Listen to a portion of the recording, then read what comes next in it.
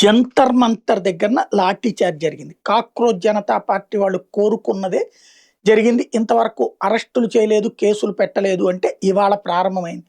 సోనం వాంగ్చుక్ నిన్న ఆసుపత్రికి తరలించిన తర్వాత అభిజిత్ దుప్కేతో పాటుగా మరొక అమ్మాయి అక్కడ ఆమరణ నిరాదీక్ష అయితే కొనసాగిస్తున్నారు. ఆ అమ్మాయి 21 రోజుల నుంచి చేస్తున్నాను ఉంటుంది, ఇంతవరకు తెలియదు. ఇప్పుడు ఆ విధంగా ప్రొజెక్ట్ చేసుకుంది. అట్లాగే అభిజిత్ దుప్కే కూడా దీక్ష చేస్తున్నారు. వాళ్ళిద్దరూ అక్కడ స్టేజ్ మీద ఉన్నారు.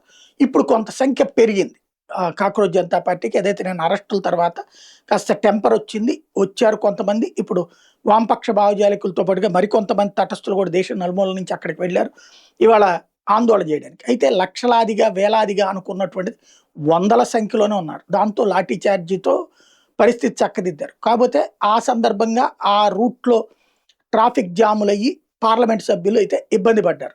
ఓవరాల్గా పార్లమెంటుని స్తంభింపజేస్తాం, దేశంలోనే రెండవ స్వతంత్ర సమరం అంటూ వాంగ్చుక్ లాంటి వాళ్ళ స్టేట్మెంట్లన్నీ కూడా ఉత్తుత్వేనని తేలింది.